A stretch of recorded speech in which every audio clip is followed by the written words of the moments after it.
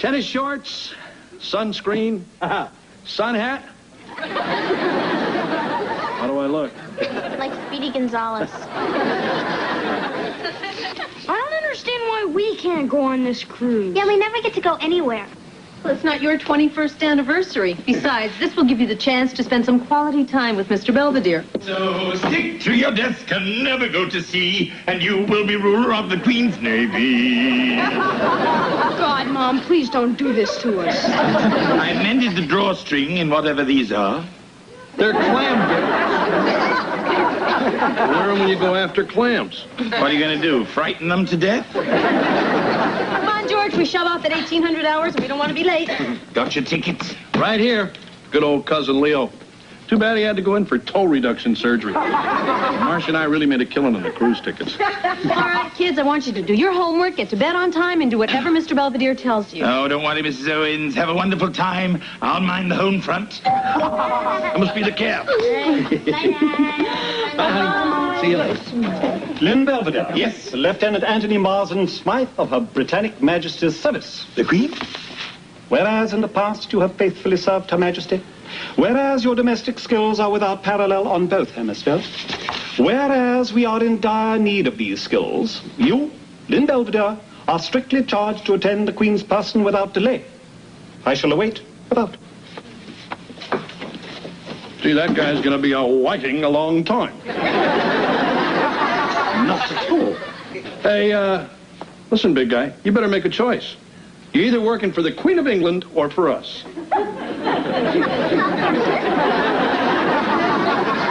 Cheerio.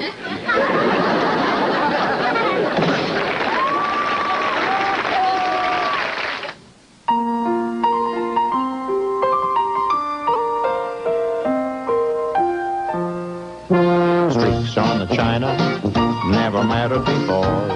Who cares when you drop kicked your jacket as you came through the door? No one glared. According to our new rivals, life is more than mere survival, and we just might live the good life yet. Do you believe Belvedere just walked out like that? Oh, George, now we won't be able to go on our cruise. Oh, well, sure you can. We can take care of ourselves. You've left us alone before. Not without round-the-clock surveillance. Well, what are we going to do? If the plane goes, we're going to miss the Princess Lucretia. Oh, forget it, George. We'll never find anyone to watch the kids. Bon voyage!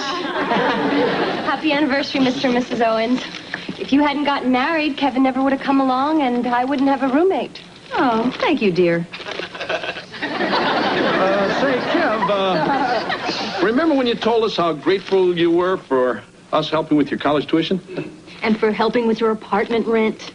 And us picking the cockleburs out of your hair when you're sent home from camp? Remember how you said you wanted to pay us back one day? Yeah. Today's the day. Belvedere skipped out. Our plane's leaving in 45 minutes. You're taking care of the kids. Hey, wait a minute. I mean, what about my apartment? What about Casey? Well, if your roommate Casey really is just your roommate, she can roommate on her own for a week. Can't you, dear? Yeah, sure. Bye, Kev. But, Mom, but...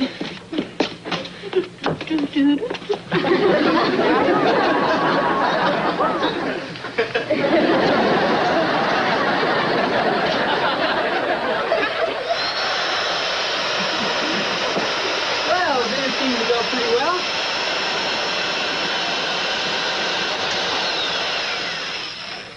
Hey. I said dinner seemed to go pretty well. Nobody ate any of whatever that was you made. The important thing is that it went smoothly. Come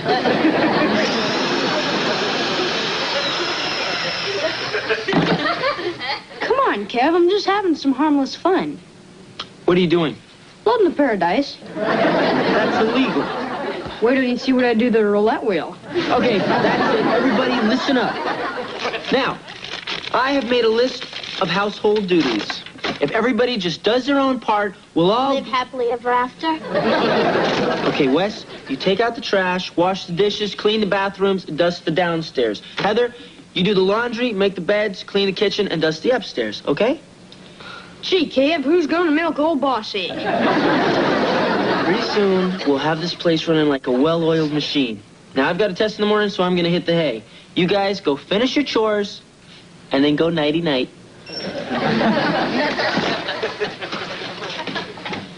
Right.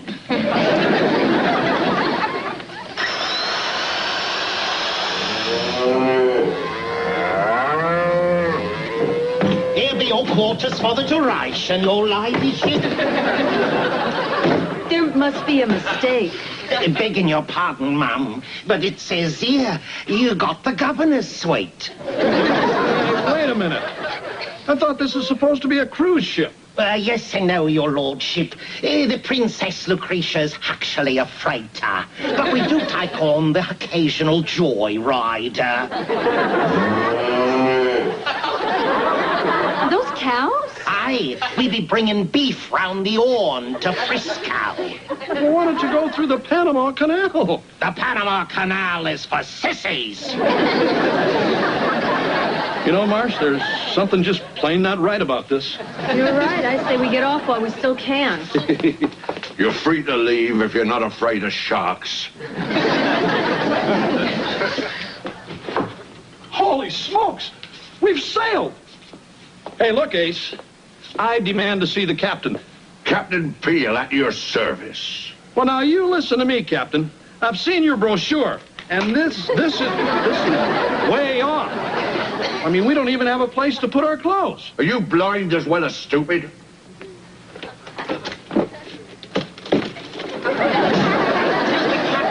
Oh, God! What's this? It ain't dinner time? Begging the captain's pardon. You shut your mouth and come with me. Mercy! Heather!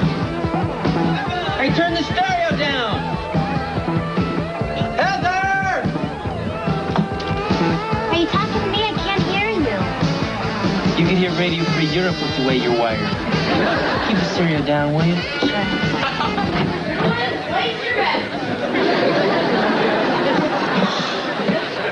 Hey, Wes! Get up here now!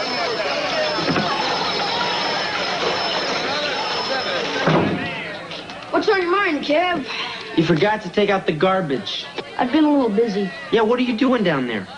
Playing with my electric trains. You're awfully dressed up. I'm the conductor. See you later.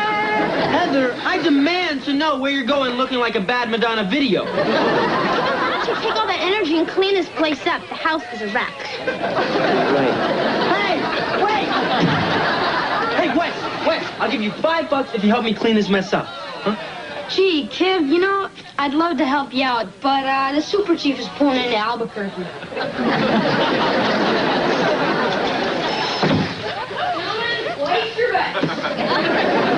You know, you guys wouldn't be sassing me if Mr. Belvedere were here.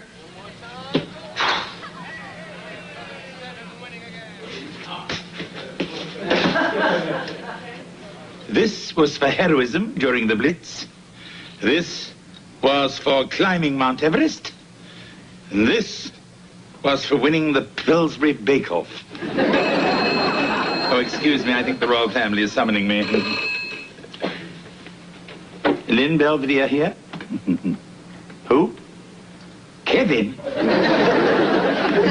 Wesley's doing what? Heather went where? Not now, Kevin. I have a meeting with some members of the royal family. They're here now. No, I will not say hi for you.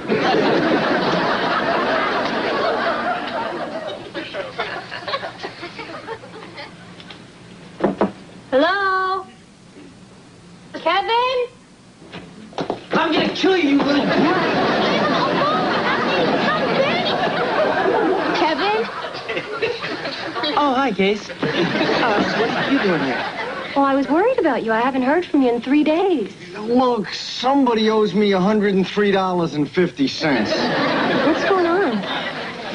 Wesley ordered a dozen pizzas when he knew I was cooking dinner. And now he wants me to pay for it when he knows I don't have the money, so I was going to beat on him until he paid the guy. Oh. You took an order for 12 pizzas from a kid? I've been under a lot of pressure lately. I'll tell you what I'm gonna do. I'll give you 10 cents on the dollar. Sold. Pay him, Wes.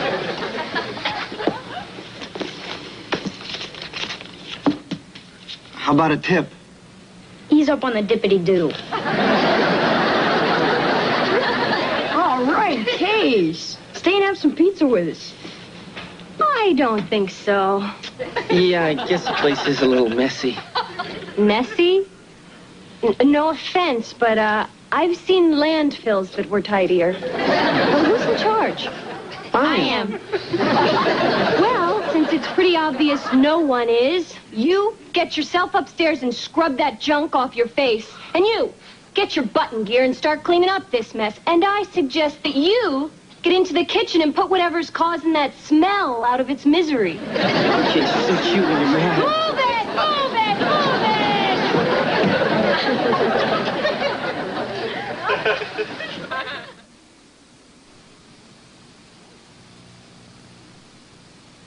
I finished the dishes. Thank you, Wesley. I picked up the living room. Thank you, Heather. Take out the trash. Thank you, Kevin.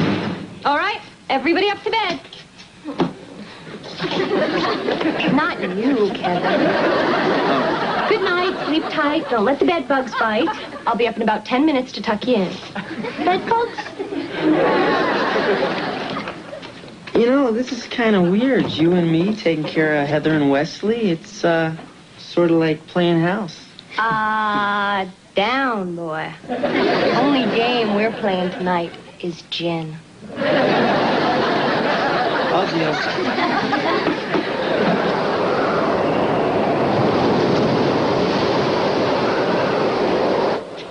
Oh, George, that food was inedible. Yeah. The jellied eels are really backing up on me. I complained to the captain, but I don't think he's going to do anything. Lash the cook to the yardarm, matey. Help me! Please! Oh, God, no! No! Please! I'll never do it again! I don't like complaints from the passengers. This is for Mr. Owens. This is for Mrs. Owens. And here's one to grow on.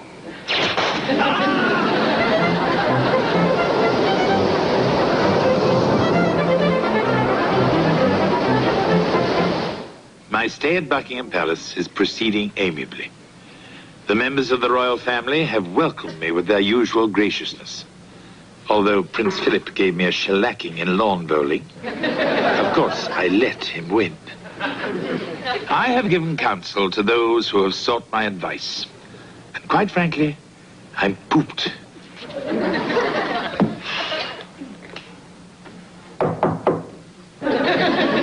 Come in.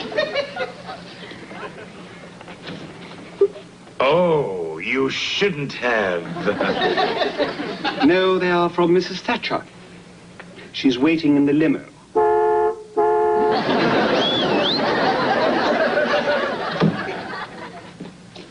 You're still here? You bet. Wes, what do you have on your face? I don't know, toothpaste, I guess. Come here. Oh, please, no. Just hold still. Oh, for crying out loud. Morning, Case. Morning, Kevin. Thank you, ma'am.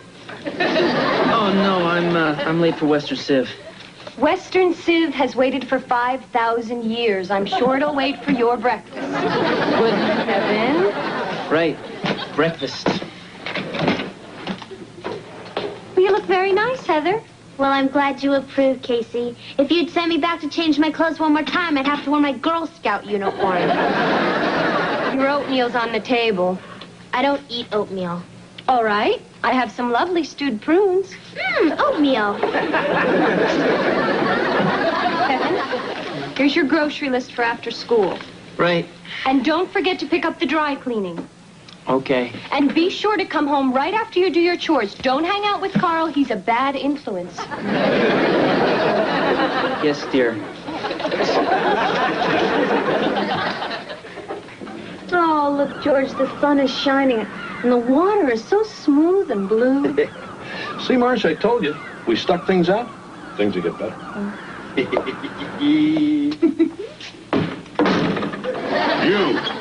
You look like an able-bodied man. I'd be needing a new stoker for the boiler room. Now you I'll take none of your lip.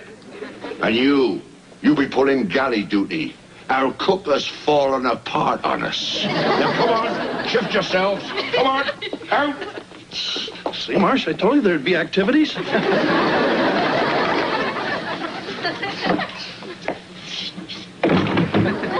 am I beat. You're beat. I'm the one who was on her feet all day in that hellhole they call a kitchen. Well, you better come up with something edible for breakfast. The crew thinks you poisoned them. Well, there's only so many ways you can prepare chopped meat. That was meat? Anyway, the boiler room wasn't so bad. Something about physical labor. Smell of honest sweat. The guys, Emil, Uriah, Steve. I like Steve. What happened to your shirt? Steve wanted it. I guess he liked me, too. Well, you look pretty good without it, you able-bodied stoker, you. You look pretty hot yourself, you galley wench. Hide me! Hide me! It's mutiny! Mutiny! It's half mutiny, Captain. Billy, lad, fetch me this him-bowling knife. Let's do that someplace else. Stow it. The two of you have jinxed this tub. The crew's voted to put you overboard. George? Well, somebody must have stood up for us. What about Steve? Steve's dead. He wanted you to have this back. The lot of you, move your carcasses on deck. Move it. Yeah, well, when we get back to land, tell it. I don't get it, Mr. Belvedere. Have I sunk so low that I can be outsmarted by one of Kevin's girlfriends? Technically, Wesley, Casey is Kevin's roommate and girlfriend, and as such deserves to be treated with dignity and respect. Huh? Perhaps if you made an attempt to get on her good side. So far, the only side I've seen is a housewife from hell. Wes, who are you talking to? I was trying to have an imaginary conversation with Mr. Belvedere. I thought maybe he could solve our dragon lady problem. And? Nothing. Maybe if I ate a couple pounds of M&Ms. Please don't go nuts on me, Wes. I never thought I'd say this, but you're my last link with sanity. I know, it's bad, isn't it? Casey's driving me out of my mind, trying to turn me into a proper young lady. I can't figure how someone so old-fashioned can be so hip. She put an alarm on my bedroom window so I can't sneak out. She put fluorescent baby powder on my slippers so she could track my night moves. She's been tracking my phone calls. I feel like Kermit the Frog. It's just she's got Kevin so twisted, half the time he thinks he should be changing diapers and half the time he thinks she's wearing them. Hey, guys. Boy, Kev, I sure hope you're at least getting some sex out of this deal. No, I don't even know if I want it anymore. I mean, it was one thing when she was treating you two like little kids, but then she started on me, and I'm not a little kid.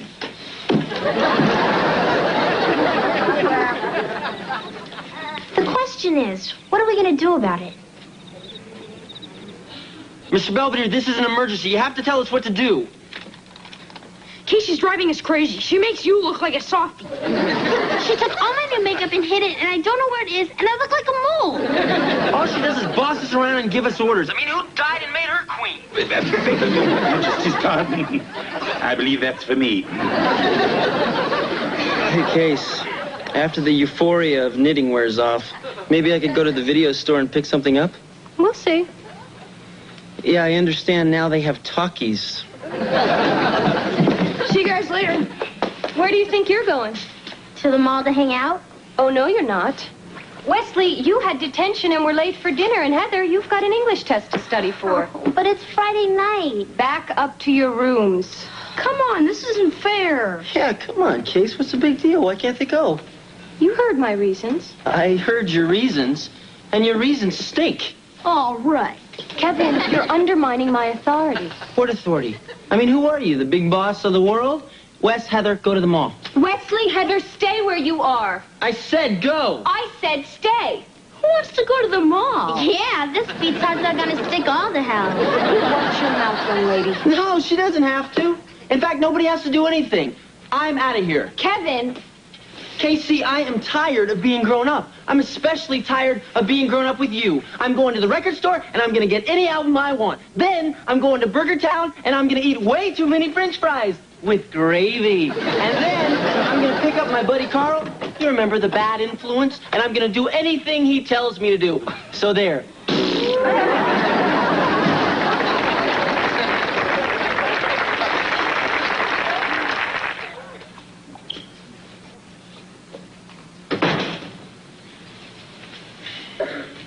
I guess I fell asleep. Yeah, it's kind of late.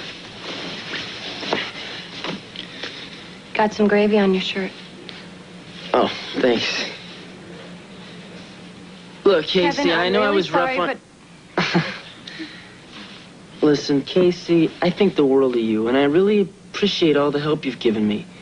But this whole thing just kind of got out of hand. I know. I mean, half the time I feel like I'm 7 years old again, and then I'll turn around and it's like we've been married for 30 years. What'd you say? I said I know. You do? Kevin, I'm the oldest of 8 kids, and my mom and dad both worked. I always had to struggle really hard to keep control of everybody. Oh. So sometimes I come on too strong, or I get too bossy. But it's only out of caring. I mean, if I didn't care about Wes or Heather or their handsome older brother, I would have walked. Tell me again about the handsome older brother.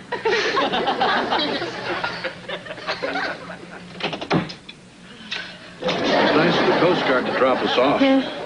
Mom, Dad, we weren't doing anything, honest. Knock yourselves out. I have but one ambition left, to die in my own bed.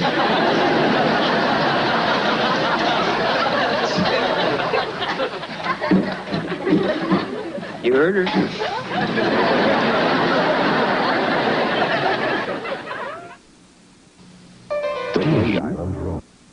Since my return, the routine at the Owens residence has been restored to its usual abnormal state. Kevin and Casey are roommates once again, or whatever the young people are calling it. Heather and Wesley still won't obey my orders, but now they're not obeying more politely.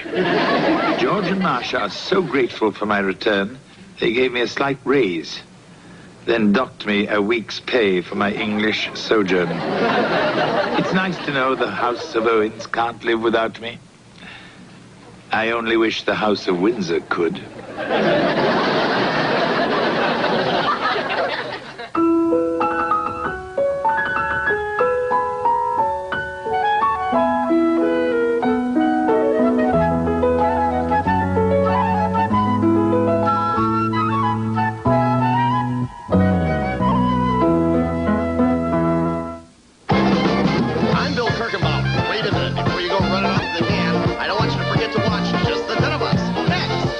Tomorrow at 8, it's the final mission for a member of the MI force on Mission Impossible. Then Hawk shows that crime doesn't pay. It hurts on A Man Called Hawk, followed by Murphy's Law.